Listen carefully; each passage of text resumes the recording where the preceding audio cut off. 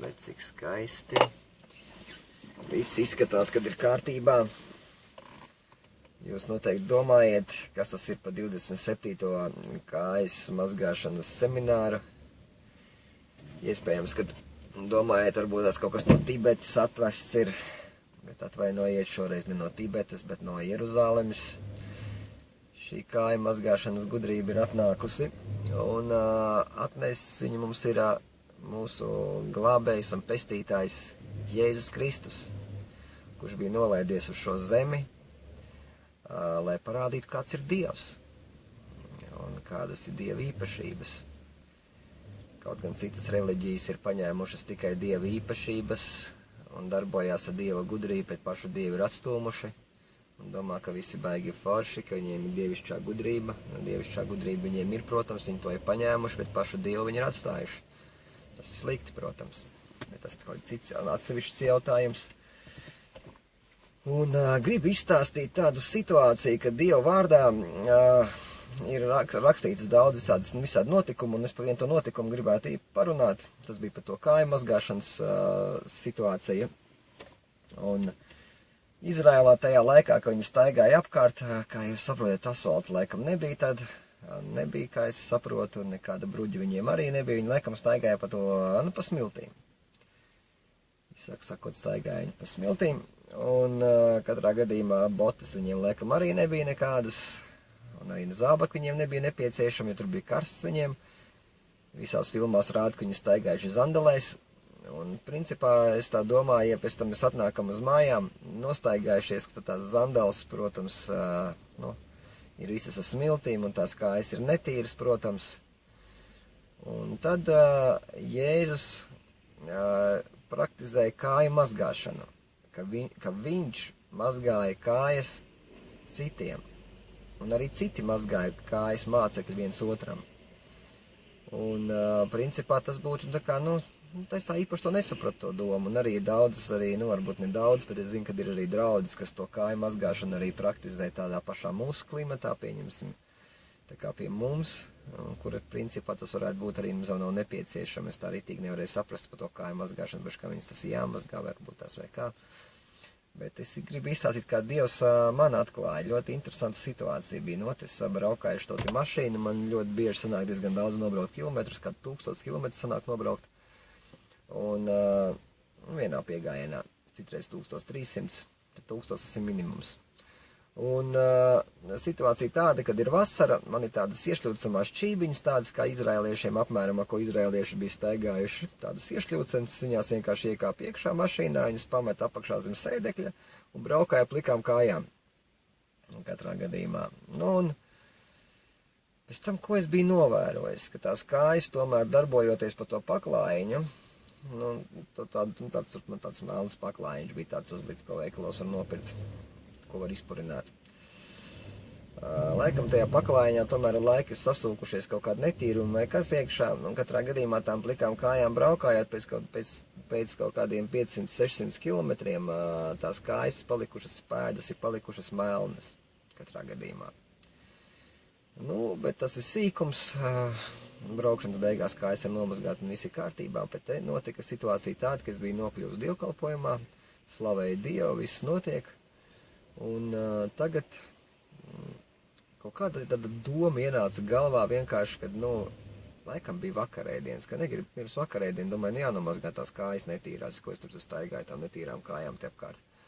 Domāju, tad vienkārši sagribējās iznomazgāt kājas, es iegāju toaletē iekšā, mums ar toaletē ir izlietne arī.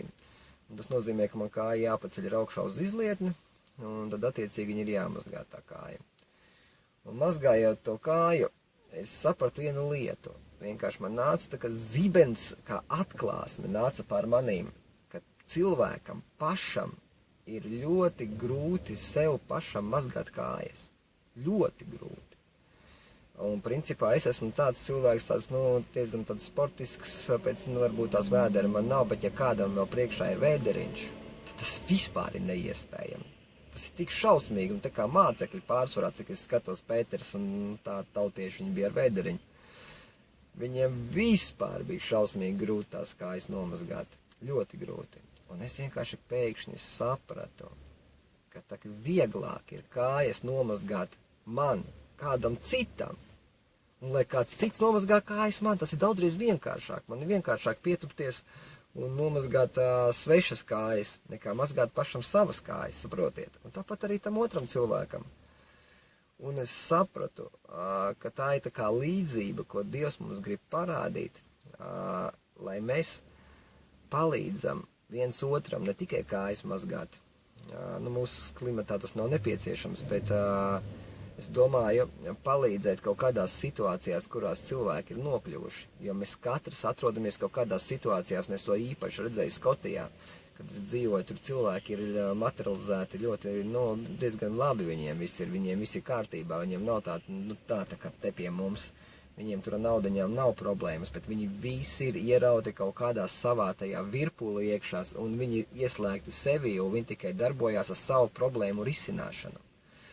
Un, principā, es, kā lai saka, agrāk es satiku Jēzu Kristu, un es biju tāds brīvā kritiena cilvēks. Es biju viens pats, man bija viss kā kārtībā, man vispār nekāda problēma nebija, godīgi sakot. Es iznājos emociju, ja bija saulaina diena, braukāju uz pludmali.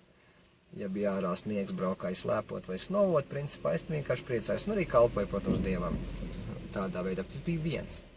Bet pēkšņi Dievs man iedeva atbildību, un man tagad ir 3 mazi bērniņi un sieva. Un pēkšņi, es domājieties, cilvēks, brīvā kritiena cilvēks, kas nekad nebija pa vienu nav rūpējies, pēkšņi ir šitā situācija. Jūs iedomājiet, kā man ierāva? Man ir tā ierāva savās problēmu risināšanā, kad ai. Un katrā gadījumā es biju ierauts iekšā, un es virzīju naudu, protams, ģimenei un tā un šitā, un es principā arī novērsu skatienu no pārējiem, jo es nevarēju pacelt galvu, jo es skatījos reāli, kā lai vispārībā savāc šo visu situāciju tagad dotajā brīdī. Bet Dievs man vienkārši parādīja, lai es neieciklējos uz savām lietām, lai es neieciklējos uz tām savām kaut kādām problēmām vai ko, bet lai es ieraugu apkārtējos cilvēkus un lai es viņiem palīdzu šiem apkārtējiem cilvēkiem, neuztraucos par to, ka man pietrūks. Un Dievs, tādu es sapratu, ja tu palīdzi citiem, tad tā ir kā sēkla, ka tas nāks automātiski atpakaļ caur citiem. Bet ja tu nepalīdzi nevienam un tikai darbojies savā lauciņā un tikai rušinies pa savu lauciņu, attiecīgi arī tu arī rušināsies pa savu lauciņu, tev nebūs neviens, kas tev palīdzēs, jo tu neesi iesaistis palīdzību. Un es gribētu šajā situācijā, vienkārši man tāds piemērs ir, pieņemsim, mans krustēvs, es diezgan agrākos laikos biju diezgan ļoti bieži viņu kopā. Un viņam, ko es biju ievērojis vienmēr pie viņam bija viena īpašība. Viņam vienmēr bija ļoti daudz naudas. Maciņu es viņam nekad neredzēju. Viņam vienmēr bija nauda vienkārši pārlocīta uz pusi, iebāzta šajā kabatā vai šajā. Katrā gadījumā viņš vienmēr bija piepičkāts ar naudu. Katrā gadījumā. Un ko viņš darīja vienmēr? Vienmēr viņš atbrauc pie manīm un teica, tā aizbrauksim pie tā pazīstamā, aizbrauksim pie šitā. Mēs vienkārši braukājam pie pazīstamajiem. Un viņš man nāca iekšā un saka, kā ir? Viss kā naudu nevajag? Ko naudu nevajag? Ok, ņem. Ja arī nevajadzēja, viņš tāpat tās deva. Un visiem viņš piedāvāja naudu. Vai nevajag naudu?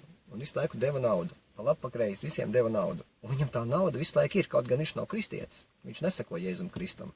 Bet es redzu, ka šis princips, viņš darbojās reāli. Viņš vienkārši palīdz, viņš grib palīdzēt. Viņš palīdz to, kas viņam ir, kā esmu novērojis. Esmu novērojis to, ka viņš nežēlo to, kas viņam ir. Un viņš vienkārši to sēj ārā. Bez bremzēm varētu atzīmēt. Un viņam visu laiku ir. Visu laiku ir pārpilnība. Visu laiku viņš staigā džunguru kabatā ar paciņām. Tā kā viss notiek. Un es nolēmu, vienkārši izdarīju lēmumu paprovēt, papraktizēt konkrēti šo situāciju, palīdzēt vienkārši citiem, nestoties uz īpaši savām vajadzībām. Halleluja! Lai Dievs jūs svētī un lai Dievs mums palīdz visiem. Nebūt tādiem, kas mēs esam ieraušies iekšā. Man pašam arī to vajag konkrēti. Lai Dievs jūs svētī. Amen.